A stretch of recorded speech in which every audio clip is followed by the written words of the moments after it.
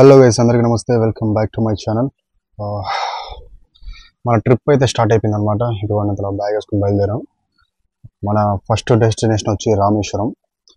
ఇక్కడ నుంచి మా ఊరు రాజంపేట నుంచి రామేశ్వరంకి ట్రైన్ లేదు, డైరెక్ట్ ట్రైన్ లేదు. సో ఇక్కడ నుంచి చెన్నైకి వెళ్ళి చెన్నై నుంచి ఇంకో ట్రైన్ మారాలి. ఇప్పుడు నైట్ 2 అవుతుంది, 2:30 అవుతుంది. యాక్చువల్లీ 2:20 ట్రైన్ రావాల్సింది, డిలే అయిపోయింది, అది 1 అవర్. సో వెయిట్ చేస్తున్నాం. ఇంకా అది వచ్చిన తర్వాత ఇక్కడ నుంచి బయలుదేరితే మేబీ ఒక 7:38కి నార్మల్గా రీచ్ అవ్వాలి. బట్ ఇప్పుడు మేబీ 9కి వెళ్తుందేమో. మన ట్రైన్ వచ్చి 9:35కి ఏమో ఉంది. సో అక్కడికి వెళ్ళి అది క్యాచ్ చేయాలి. ఒకవేళ ఇది తేడా కొట్టిందంటే, ఇక్కడ డిలే చేసిందంటే నాకు సినిమానే, మళ్ళీ అది మిస్ అయిపోతుంది. తర్వాత కూర్చొని భజన చేసుకోవడం. నేను ఇది మా రాజంపేట రైల్వే స్టేషన్ అనమాట.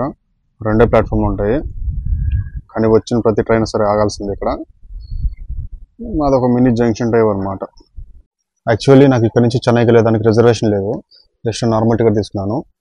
ఈ టికెట్ తీసుకొని ఇంకా అక్కడికి వెళ్ళి టీసీతో మాట్లాడుకొని అదొక సీట్ సెట్ చేసుకోవాలి. లేదంటే ఈ బ్యాగ్ వేసుకొని జనరల్లో కూర్చోవాలంటే చచ్చిపోతాను నేను. రామేశ్వరం వరకు ఏంటి, చెన్నైకి వెళ్ళడం చుక్కలు కనిపిస్తాయి ఈ బ్యాగ్ వేసుకొని జనరల్లో కూర్చున్నానంటే. సో బెటర్ ఏంటంటే అక్కడికి వెళ్ళి టీసీతో మాట్లాడుకొని ఏదైనా సీట్ ఉంటే కొద్దిగా అడ్జస్ట్ చేసుకొని వెళ్ళిపోవడమే, లేదంటే సినిమానే నాకు. ఇక్కడ ఇంకో ప్రాబ్లం ఏంటంటే, మనం ట్రైన్ ఎక్కి చాలా రోజులు అవుతుంది. చాలా రోజులు కాదు, యాక్చువల్లీ సంవత్సరాలు, మేబీ ఒక 5-6 ఇయర్స్ అవుతుంది. ఇన్ని రోజుల తర్వాత ట్రైన్ జర్నీ అంటే కొద్దిగా అడ్జస్ట్ అవ్వాలి. అదీగాక మనం వెళ్ళే తమిళనాడు, అక్కడ కొద్దిగా అడ్జస్ట్ అవ్వాలి. ఎందుకంటే వాళ్ళకి తెలుగు రాదు, మనకు తమిళ్ రాదు. మనమన్నా తమిళ్ కొద్దిగా అటు ఇటు చేస్తాం, కానీ వాళ్ళకి తెలుగు చెన్నైలో వస్తుంది. కొద్దిగా అటు సైడ్ వెళ్ళామంటే ఎవరికి రాదు. హిందీ అయినా మాట్లాడుతుంటే హిందీ కూడా రాదు.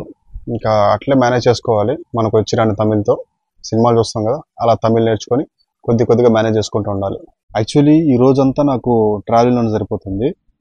ఇప్పుడు మార్నింగ్ 2కి వచ్చాను కదా రైల్వే స్టేషన్కి. ఇక్కడ నుంచి ట్రైన్ పట్టుకొని చెన్నైకి వెళ్ళి, చెన్నై నుంచి మళ్ళీ ట్రైన్ మారి ఇక్కడి నుంచి రామేశ్వరంకి వెళ్ళేదానికి. రామేశ్వరం అంటే మళ్ళీ రామేశ్వరం కూడా కాదు, రామేశ్వరం డైరెక్ట్ ట్రైన్ లేదు. అక్కడ మండపం ఉంది రామేశ్వరంకి, పంబన్ బ్రిడ్జ్కి మధ్య. తర్వాత ఇటు సైడ్ ఉంది పంబన్ బ్రిడ్జ్కి ఇటు సైడు, అక్కడి వరకు వెళ్తుంది. అక్కడికి వెళ్ళేదానికి ఆల్మోస్ట్ 8-8:30 అవుతుంది.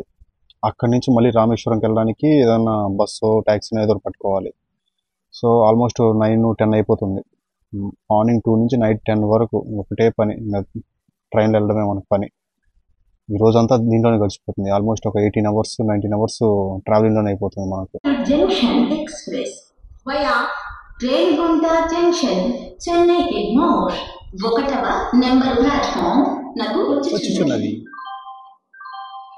అది మ్యాటర్. వచ్చేసింది ట్రైన్. లేదో దాంట్లో దూరేస్తే మళ్ళీ చూసుకోవచ్చు అడిగి.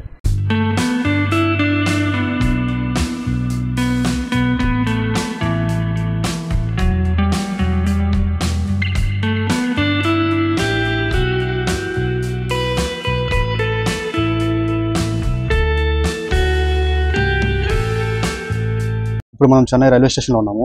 నార్మల్గా అయితే 7:30 కల్లా వచ్చేయాలి, బట్ మార్నింగ్ ఒక ½ అవర్ లేట్ అయింది. సో 8 కల్లా వచ్చేసింది ట్రైన్, ఏమో పర్లేదు.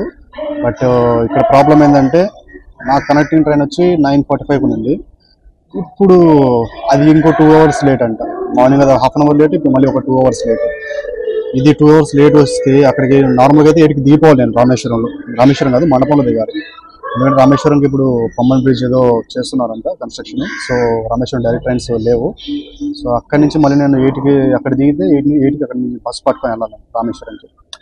బట్ ఇప్పుడు ఇది వెళ్ళేలోగా మేబీ ఒక 10 అయిపోతుంది అనుకుంటా. ఆ 10కి వెళ్తే అక్కడ బస్సులు ఉంటాయో లేదో తెలీదు, ఏం అర్థం కావట్లేదు అసలు.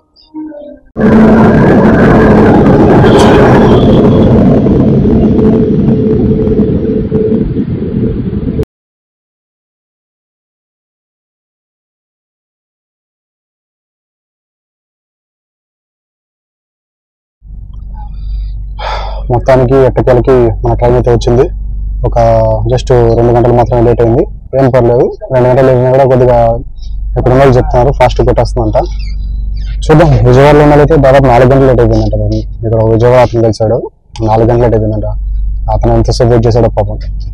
ఎనీవే 2 గంటలు లేట్ అయినా కూడా కొద్దిగా ఫాస్ట్గా వెళ్తున్నాం. మనం కూడా మన అదృష్టం వాళ్ళు ఏసీది బుక్ చేసుకున్నాం. లేదంటే 12 గంటలు చుక్కాలు కనిపించాయి నాకు. ఏసీది కాబట్టి కొద్దిగా పడుకొని వెళ్ళిపోవచ్చు సార్ హ్యాపీగా. 8-9లో వెళ్తే ప్రాబ్లం లేదు, మరి 10-11 ఏంటంటే అప్పుడు ప్రాబ్లం అయిపోతుంది. అక్కడ రూమ్స్ ఇవన్నీ చెకింగ్ చేసుకోవాలి కదా, దానికి ప్రాబ్లం అయిపోతుంది. ట్రైన్ మూవ్ అయ్యే ఇప్పుడు దాదాపు 2 hours అవుతుంది. ఫుడ్ తెప్పించుకున్నాము ఆర్డర్ చేసి, మనకు ట్రైన్ యొక్క ఫుడ్ తెప్పించి పెట్టారు, ముందు ప్రీ ఆర్డర్ చేసి పెట్టే. Next sambar rice, curd rice అవి మాత్రమే తీసుకున్నాము, ఎందుకంటే గుడికి వెళ్తున్నాం కదా, మనం నాన్ వెజ్ తినకూడదు, అందుకని చెప్పి సాంబార్ రైస్ కర్డ్ రైస్ తీసుకున్నాం. పర్లేదు, టేస్ట్ బాగానే ఉంది, ప్రైస్ కూడా ఓకే రీజనబుల్. ఒకటి 50, ఒకటి 60 రూపీస్, రీజనబుల్ ప్రైస్, పర్లేదు బాగుంది.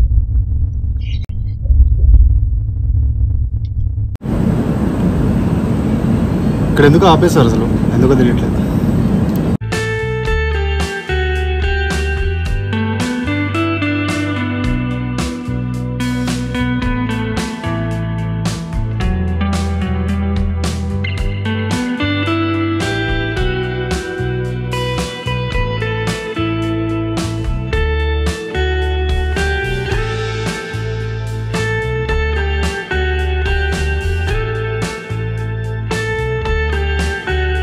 ఇంకో విషయం ఏంటంటే మన ఛానల్కి ఇప్పుడు ఆల్మోస్ట్ 12,500 సబ్స్క్రైబర్స్ వచ్చారు.